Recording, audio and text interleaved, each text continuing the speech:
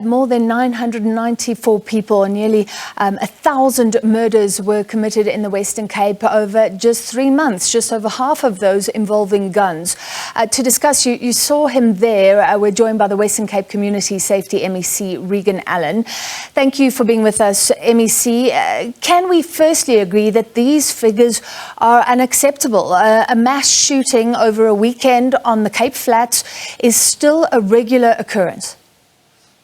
Thank you so much for having me. Francis, I'm currently now in Mitchell's Plain as well, busy on a patrol with the Neighborhood Watch. And considering the earlier report based on Mitchell's Plain to see that how we've seen a reduction, but one murder is obviously one murder too many. It is totally unacceptable.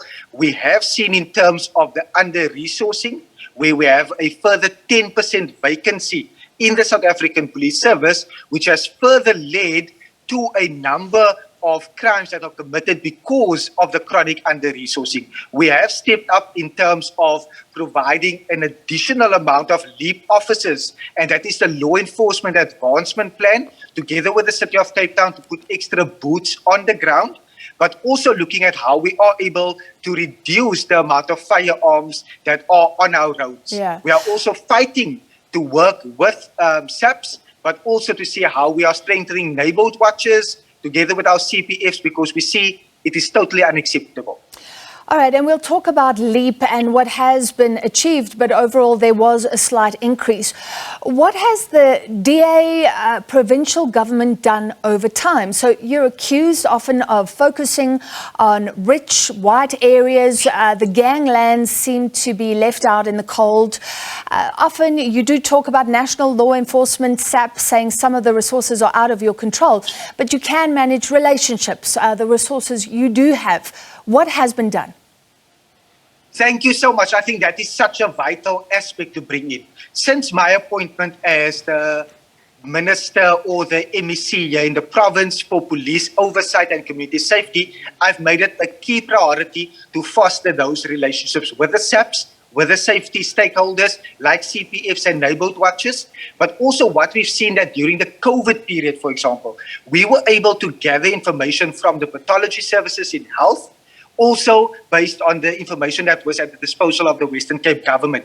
We've used that data to also implement the deployment of LEAP officers to our hotspot areas. And those hotspot areas are in our areas like Khayelitsha, Delft, Khayelitsha and Harare, Lingulethu West, for example. And those are some of the poorest communities here in the Western Cape. And that is exactly where those deployment has been targeted, based on our research, based on our data and the evidence-led approach, to ensure that we make a dent in crime in those hotspot areas. And I think if we consider out of the 11 stations where LEAP officers are deployed, we saw a reduction in crime in 8 of those stations. So we've seen that there has been progress made, but definitely it's not a matter of where we are looking only at a certain portion here in the Western Cape.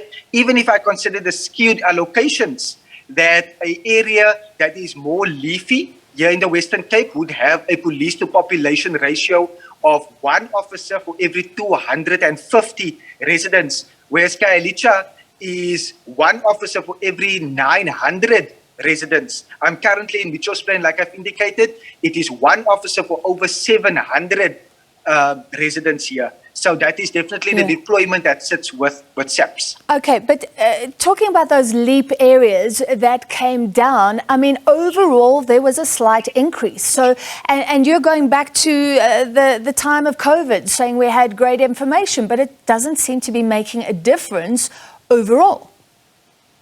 We've seen when crime is disrupted, and the data that we have, we are seeing that more arrests are being made.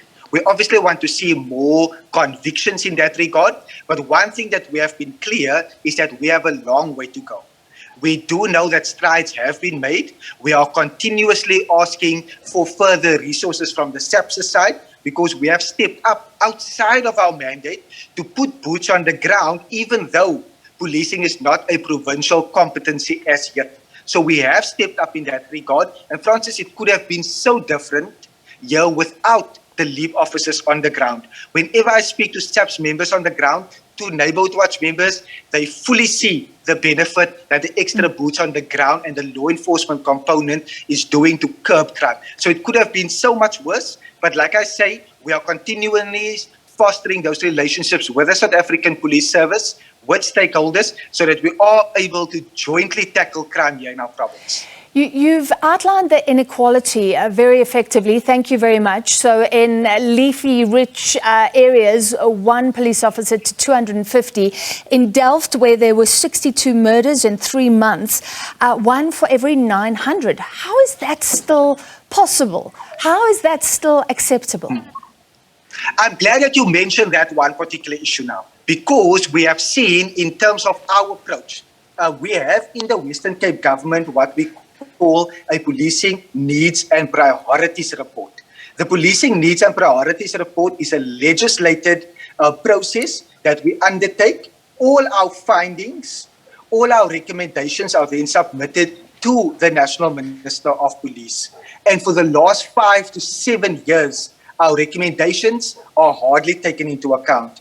Our findings are noted, but there's no action. So we've addressed the skewed allocation with the National Minister before, and that is why we are calling and consistently calling for SAPS to be devolved to provincial governments and like a city of Cape Town, so that we are able to not only professionalize the South African Police Service, but to also make sure that the resources are actually spent where it is most needed. We see it all over the world. Whenever SAPS or policing is closer to the people, then policing is able to then look to the needs and the priorities in that particular province. Well, this is important given South Africa's history, given the fact that we have a constitution, a democracy that recognizes equal rights for all people. And here we have this huge inequality in safety resources. So what is your relationship with the police commissioner for the Western Cape? You had an engagement. What does Bheki Cele say? Because the DA is accused of focusing on rich areas. What does the commissioner say when you raise things like that? A huge inequality in terms of the number of police on the ground. The national minister, together with SAPS as a national competency, has consistently hamstrung provinces. We see that in the allocation of resources that is given to provinces. So here I can solidly say, and I can vouch, that we have a solid relationship with the commissioner here in the Western Cape. Francis, for the last 2 quarters and since my appointment, I've had briefings, but also joint press conferences on the quarterly crime stats. And for those 2 periods, it has been that cooperation where we are working with SAPS, we are looking at it. Their hands are tied to a large extent because choices are made all the way, or ultimately it's made in Pretoria, which is 1,500 kilometers away from where I'm currently sitting. But we do know that that relationship is solid here in the Western Cape, but we see that with the police commissioner here in the Western Cape, they would be fully aware that the deployment of LEAP officers is actually to our worst affected areas. I think there is a narrative that has somehow creeped in, a narrative that the Western Cape government only looks after the leafier subjects. That couldn't be further away from the truth. That couldn't be a further misconception, because we've seen, and it's been stated, there's facts to back it up. The LEAP officers are not in Rondebosch, are not in Seapoint.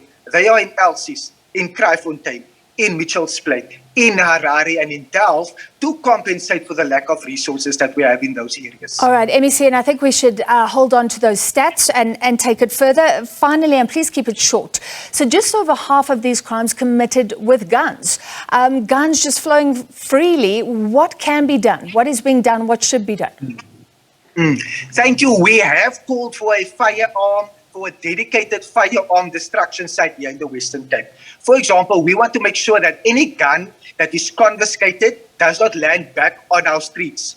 So that is the one point that we've been consistently calling. The LEAP officers, together with SAPS, have confiscated a number of illegal firearms. So we need to make sure that those cases actually land up in court so that those culprits can be prosecuted. We also have a firearm reduction strategy where we are targeting specific areas in order to make sure that we are able to locate guns.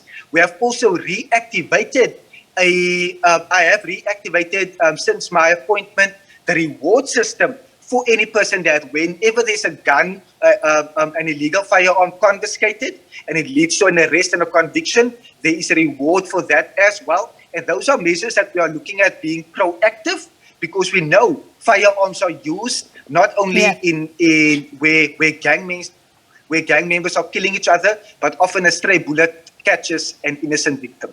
All right. Thank you. Reagen Allen, Western Cape Community Safety MEC.